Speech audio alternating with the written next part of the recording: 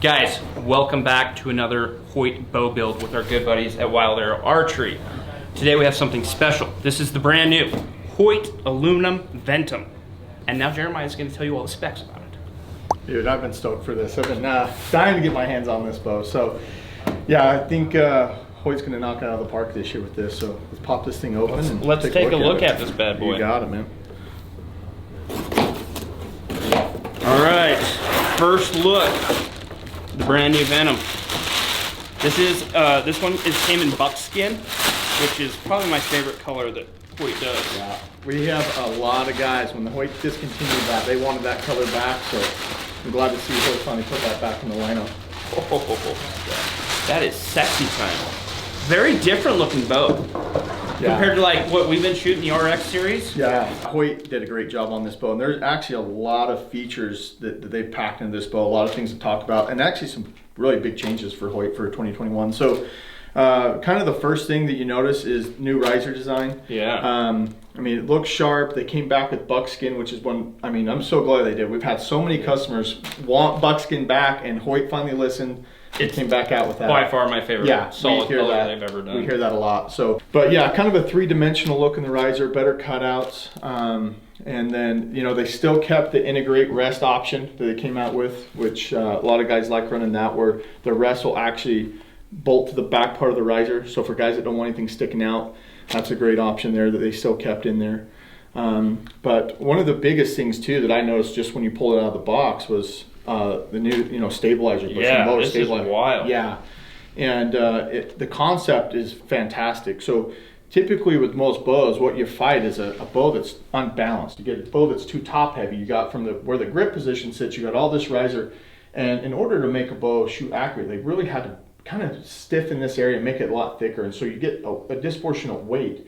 So what Hoyt's done on this new bow is they've incorporated a lower stabilizer bushing, and they actually shipped this little stabilizer from the factory, and they upgraded the shock pods. But what this is effectively doing is, instead of having to run a normal stabilizer, let's say a 6 or a 7-inch stabilizer out here to get the effect, now we can run a much shorter stabilizer with a little bit of weight that's actually essentially doing the same thing. So you get a bigger leverage effect with the stabilizer bushing being out here versus clear back into the riser. What I noticed about it too is it's so much lower. Like most bows, right? Your stabilizer comes right below, below your hand. Yep. This is, what, 5-6 inches below your hand. Yeah. What does that change? So what we want with any compound bow, the lower the center of gravity you can get that bow, the better it's going to balance and easier it's going to aim. So we take all the weight. If we put the weight towards the grip, you need more weight. Like with a stabilizer here, you need more weight to have the same feel. The lower we can get the weight put into the riser, the less weight you need to have. So overall, what you're going to get is a bow that's lighter weight for packing, but actually still gets the same balance and hold as if a guy's running a much longer, heavier stabilizer. Interesting. Yeah. And one thing that actually Hoyt came out with this year too is this SL Sidebar Mount. And what they've done is incorporated a new mounting system into the lower part of the riser. So you still have the position to hook your 2-piece quiver, but right underneath of that, there's actually another mount hole where this is sweet. They've redesigned it. It's more compact, lightweight. It's a quick disconnect, so for guys putting it in and out of a hard case. But now what you can do is actually run another stabilizer for guys that like running a rear stabilizer. And you're not having to add a ton of weight, again, because of the position that's built into the riser. So instead of buying 2 stabilizers, right? Usually guys that want the balance are going to run like an 8 off the front and a 6 off the back, or a 10 and a 12, or some guys get crazy and run a bunch of weight, and the reason for that is, like Jay said, to get the balance. Now you can run the stock stabilizer that comes on it. So you're saying I can just run this? You can just run just that, and then if you wanted to run that bracket like Jeremiah's talking about, you could get just like a 6-inch bar and run that low if you still wanted that extra stability. Yep. But now you're running 6 inches, and the stock stabilizer, your mass weight's reduced, but you still get the same effect because it's lower. It's giving you the same feel. So huge improvement there, because I know I got a little crazy on my stabilizers to try to get it to bounce like I wanted to, and your mass weight gets over 7-8 pounds, it gets to be a pain. And so now I get all that same stability, but I really reduce it. Yeah. So the next big thing that Hoyt changed, and it's actually a really big change for Hoyt this year, is the new Hbx Cam. This is a binary cam system. So Hoyt for years has run a 1.5 cam, and that has been great, but This cam system is going to optimize not only cam lean, but also knock travel. And they have done a fantastic job on this cam to give draw lengths, a huge draw length range for customers. So instead of having to break down cam sizes to where, you know, before they'd have like a 2 or a 3 cam, and what Hoyt did for years is try to optimize performance, okay? And what they've done now is they have actually built one cam system that's going to cover a much wider range. So this particular cam, I believe, can go from 25 to 30 inches built in. So the only thing you got to do is rotate a module system top and bottom. And so you get a wide range there. And then also built into the mod, you have the option to either run 85 or 80%. It's really simple to change. You back out. So you can just switch it on the go. Switch it on the go, yeah. So, but one other thing that the Hoyt engineers really wanted to focus on is when you design a cam that has that big range, right? On the shorter draw lengths, guys do sacrifice some speed and performance. So what they've come out with is 2 different mod options for this bow. And they have one mod, the standard mod that you can get that goes from 25 to 30. But they have another module that's optimized for shorter draw lengths. So it'll go from 25 to 28 inches. And it's actually machined in the cam, so you can't mix those two up. Like, they'll fit in certain tracks. But if you were to take, say, this bow at your draw length 28, and put the optimized mod on there, yeah, they're seeing, I think, speeds up to 21 feet per second. Wow, really? Yeah. So big speed increase. So for guys that have a shorter draw length, you're not sacrificing all that performance now on a brand new high-end bow. The next big thing that Hoyt came out with this year is a new Picatinny rail system for the sights. And there's going to be a lot of sight manufacturers that are going to be building sights to integrate to this. So similar to how the integrate rest is going to mount on, Hoyt has a option where you can actually attach a Picatinny system to the front of the riser. Oh, wow. So for guys that don't want the accessories hanging off, whether it's your rest or whether it's your sight, now they're going to have an option to mount the sight to the front of the riser, which the huge advantage that's going to create is typically with a quiver system, when you have your riser, anytime you take a quiver and push it off to the side of the bow, that's where it creates a balance issue. Yeah. So with having everything integrated and streamlined to the riser, we're going to be able to take your quiver and tuck it so tight to the riser now, you're not going to change that left and right balance and not feel as much. So with this new Venom 30, this bow has a 6-inch brace height. It's a 30-inch axed axle. And this bow is shooting ATA speeds right around that 342 feet per second. But they're going to offer a longer axed axle version that's going to be a 33-inch axed axle. Brace height gets a little bit bigger at 6 3/8, and that bow is going to be around 334 on the ATA speed on that bow. If you guys notice the buckskin on this, they brought that back like Jay had mentioned. It is buckskin 2.0, so looking at that bow, you can see automatically it's a little bit darker than the other buckskin. It's not as bright. Also, it's hard to see, Casey can show you, but it's not textured as well. Some guys like the texture, some guys didn't. This is a lot smoother finish. It's a lot cleaner. Looks really, really good. The Wilderness Green is going to be that same way. It's not going to be textured. It's going to be that smooth, nice finish. And then it's also going to come in all your favorite camo patterns as well. So if you still like the full camo look, you're welcome to do that. And also one thing I forgot to mention is the limbs now match the riser. So before, when you do buckskin, a lot of times you get the black limb look, which some people liked, but now you get to actually match this, and there's probably an option for you at some point to even customize it if you wanted to and flip them around. So first things first, what we're going to do is, you've been running 28-inch draw for a couple of years, so we're going to start you right there with this new bow. And I do tell guys all the time, certain bows can feel a little bit different, so we're going to start at 28, and we'll just have you draw it back and make sure that's close. But we'll adjust the draw length, and we'll start bolting on some of your accessories and get this thing tuned up. Let's get this thing shooting. Yeah, let's do it. So on all the new Hoyt bows, they're going to have a limb sticker that's on the inside of the top limb, and it's going to tell you what mod position is going to correlate to the draw length. So this bow came out of the box at 29 inches, but we're going to have to shorten it down for Casey. So we're going to take it down to the E position. And one thing that Hoyt did change this year, so just kind of pay attention to this, the A position is now the longest position on the mod, and then it goes down from there. So, but what we're going to do, we're going to take our star wrench here, we're going to loosen these 2 screws, and we're just going to rotate this mod. We're going to shorten it down 1 inch. Pretty simple to do. And Hoyt does a great job on designing these mods that are super easy to adjust in 1/2-inch increments. It's really hard to mess up. The only thing I do is loosen this a little bit. And then in the cam, there's actually a pin that the mod sits in. And as long as you engage that pin and tighten this back down, it's gonna go right in the right spot. So loosen this guy, rotate it down. And what I'm doing is I'm pushing the module back up. I'm using that pin to engage into the cam. So I'm gonna hold it there and just tighten this right back down.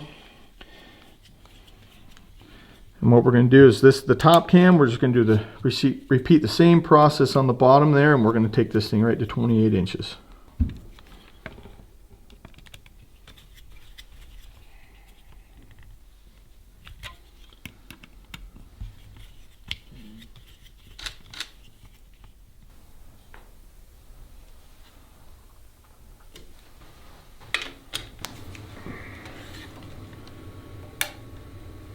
Having that micro adjust left and right, so it's really easy to fine tune. Instead of having to loosen the rest and try to bump it or slide it left and right, the micro makes that a lot easier.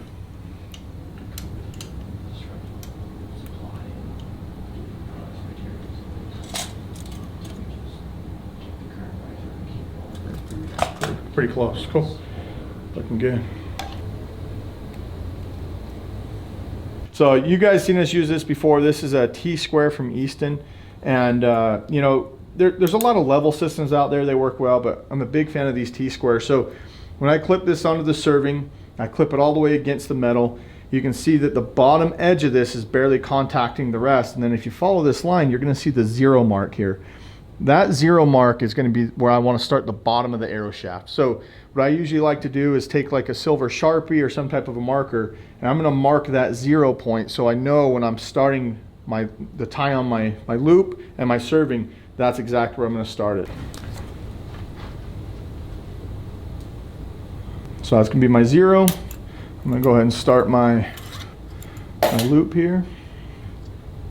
Come around. I get asked, a lot of guys ask about string loops. Guys are out in the field hunting, they break all the time. So you know, we have a particular way we like to tie them on here. I've seen it done different ways, so it's kind of personal preference. But what I would tell guys, if you're going to practice this at home, is keep a loop on your string. Go get an extra piece and practice tying that underneath.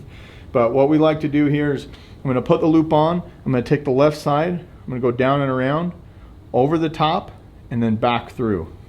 Okay. And you can see as soon as I kind of start pulling on that, it just tightens on itself. And then what we like to do is, now that the main part of the string loop's on the right side of the string, what I'm going to do is I'm going to cross this over to the left side. I'm going to come back through itself. And now this is where most guys I see have a tendency to mess up. What we're going to do is we're going to actually take this loop down, around, and back through this way. And so if you've seen, I've actually tied the exact same knot top and bottom, but my top knot is facing left, my bottom knot is going to face right. So this serving is a 3D serving we like to use.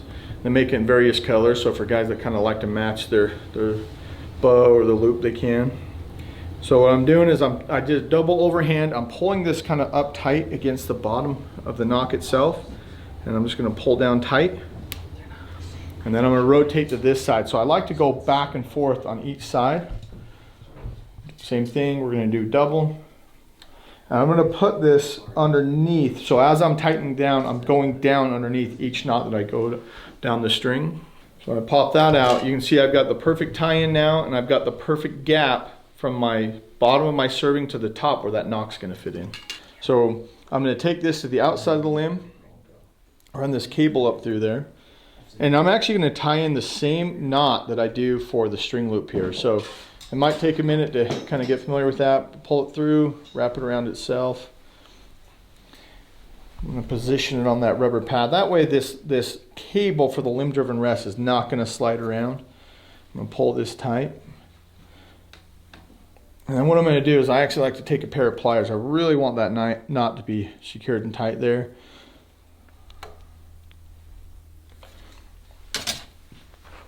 Secure that down, and then I'm going to take this excess, I'm going to actually cut and burn it, and then we're going to adjust the timing for the rest up here where that slide system's at. So as I have the bow leveled in my vise, I'm going to check my first axis first, and you can see that this is off quite a bit here. That bubble's hard to the right. So With these two screws here, I'm going to loosen the bottom one. I'm actually going to pivot that first axis. And what we want is that first axis to be as square and as parallel to the bow as possible. That way, as you start sliding these sights down, if they slide at any bit of an angle as you get to distance, you're going to see some left and right issues, depending on which way the sight's angled. So if we level this bow and we get this first axis perfectly square, anytime we slide up or down, our sight's going to be moving on a perfect parallel plane to the riser. Perfect. Okay, so we're good there. Our bow's still level. We got our first axis on, but if you look here, you can actually see that the second axis now is slightly off. That bubble is still canted. So unless you have a tool to level your first axis, what I see a lot of times is guys are trying to take this and use this as their first axis reference. And they're going to get some false readings from that. So when you're leveling your bow, bow first axis, and then we're going to perfect the second axis right here.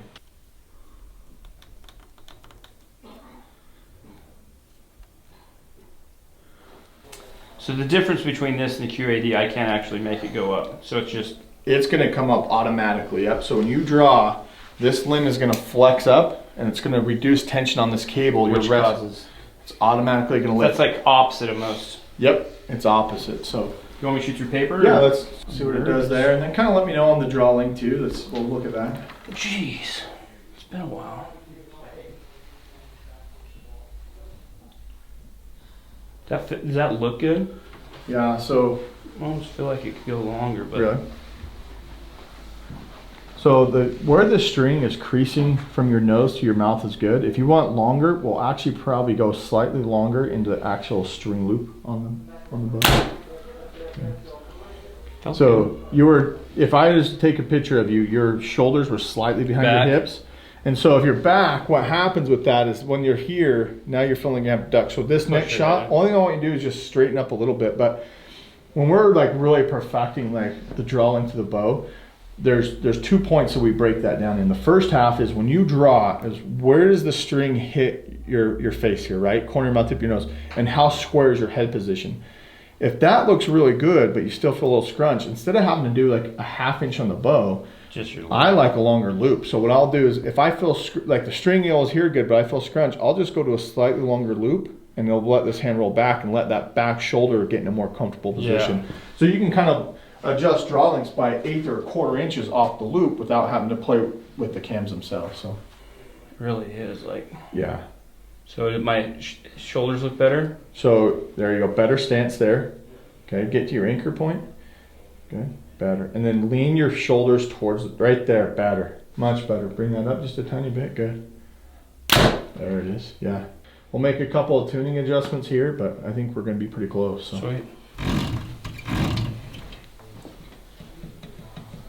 They still use a spacer system, which Hoyt's done for forever. And it's a good system. They actually have a brand new tool that they'll be shipping out to all the dealers that's going to allow us to get in and work on this cam system a lot more efficiently, a little bit easier. And basically what it is at each end of this little tool, as I'm working on this bow, I need to swap these spacers from side to side based off the bow's cam lean and what it's telling me through paper. So I'm gonna go ahead and swap some spacers over, get this cam shifted, and then we're gonna try it again through paper. And what I'm gonna do here is these spacers, I need to add a thickness of a spacer to the right and a thinner one on the left. So I have my Hoyt's parts box here. With these spacers, we're going to shift that cam, put it all back together, and make it shoot straight.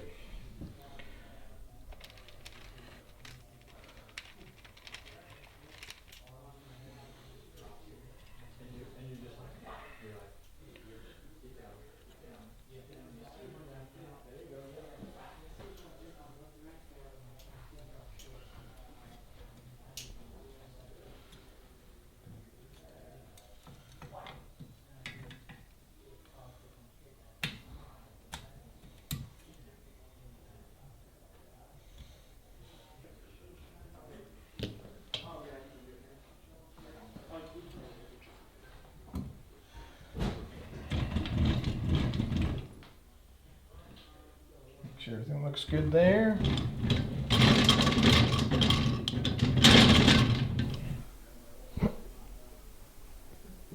Do the hokey cookie. So you can see our 3 shots and just we kind of had that left hair, made one more adjustment and Money. Right there. That looks really good. So, do you recommend like people close their eyes, get it comfortable, or not? So the reason why people do the whole close their eyes trick is what you're really trying to focus on when you're first establishing the anchor point is your two physical anchor points, okay? Yep. So when you draw back, you can find the hand of your jawbone, tip your nose on the string. Those are my two favorite anchor positions, right? And if you actually perfect that anchor point, you don't need what I call the third anchor point, which is visual. That is your peep sight. Yeah. So optimally, what I like to do is see how we don't have a peep sight in the string at all? Yep. What I want you to do is draw back. I want you to get to your anchor position, tip your nose on the string, and I'm gonna kind of make sure that the anchor position and head position is right where we wanna be. What I like to do then is I'm gonna take this Sharpie. I'm gonna slide it on the inside of the string. And when this comes up and blocks your pins, you're gonna tell me. And the reason I like doing it in that order, in that process, is now you are really focused on your physical anchor point with your jawbone and nose, and I'm gonna move your visual anchor point to where it needs to be. So when I go to put a peep sight in the string, we know it's exactly that.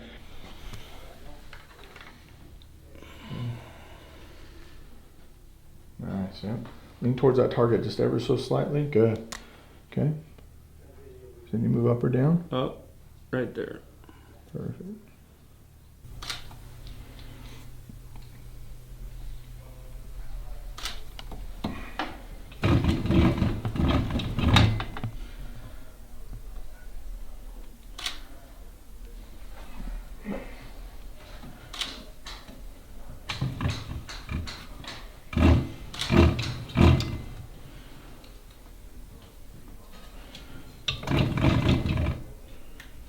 Setting this peep sight, now there's two critical things I want you to focus on. Not only the peep height, right? So when you draw back, anchor point nose, it should be very, very close to being in the correct height, but we might need to micro adjust it. But the next most important thing, and where a lot of guys miss this, is sight picture. So when you're looking through that peep of what it looks like around the scope. So indoors like this, a little bit darker, I want you to see just a hairline gap around that scope. When you go outside on bright days, your sight picture is going to get narrower. So I should just see just over the green? I usually like to see just a hair, yeah, just a little bit of daylight around the ring, so I can still center it, like if I'm at full draw. But when I go outside on bright days, your peep will get slightly tighter around that scope. So, okay. So make sure you get both of those set perfect.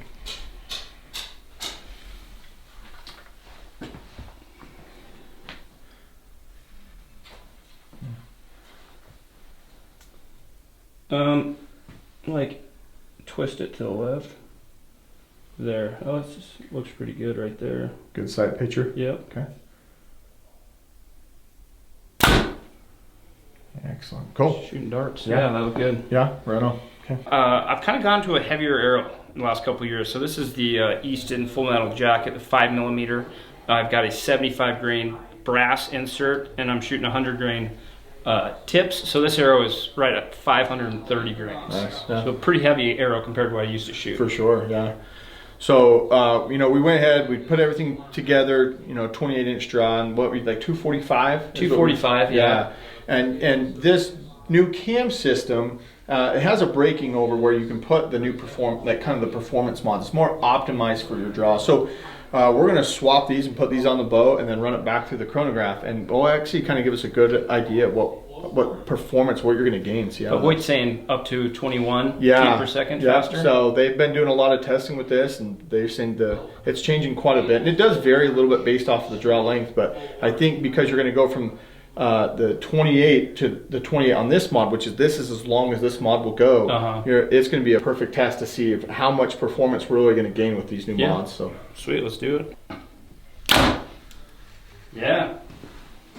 What's 20. Hoyt was claiming that you would get up to 21 feet per second, and so we just shot it before, and we were shooting at 240 with this arrow setup. Yeah. And then we just put the performance mods on, and it jumped it all the way up to 262, 265. Yeah. So we gained at least 20. At least, yeah, maybe a hair over. So yeah. That's good. That's right? Yeah, I always like to reference that, but what you can do is we can mark that vein somehow. Like I'll take like a silver Sharpie and line the top of it, so that way I still have a little bit of a visual reference there. So.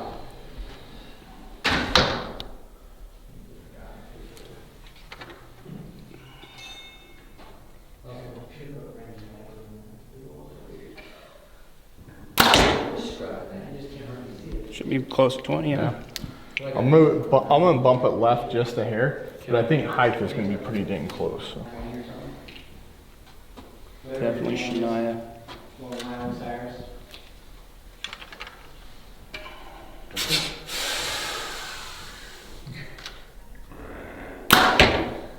Oh, right in there. All right, guys, just got done shooting it and sighting it in. It feels super good out to 20 yards. I'm gonna have to go home and play with it and get it sighted until, you know, to 40 at least. But it shot really well. Shot very smooth. Felt very comfortable. Yeah. Why is that? Why did it shoot so well? Well, you know, the engineering team at Hoyt, man, they spent a lot of time just trying to perfect this bow, and you know, they made a lot of upgrades, a lot of changes. Even something as small as these little shock pods down here, and even the dampeners in the limb, they looked at that and just said, how can we improve on this bow, make it smoother and quieter, and just those little changes add up to make a big difference overall. So Sweet, yeah, you can tell it's shot really good. But yeah. guys, as of right now, this bow just got launched by Hoyt. If your pro shops don't have it today, they should in the next day or two. So make sure you go check it out. Also, brand new RX5 coming out this year as well. Yeah, they'll do a bow build on that. I think that, sure. You know, carbon, they're awesome. So they're going to have a lot of similar features and technology that this bow has. So look forward to doing a bow build on the new RX5. All right, guys, go check out the new Hoyts. Thanks for watching. Catch you next time.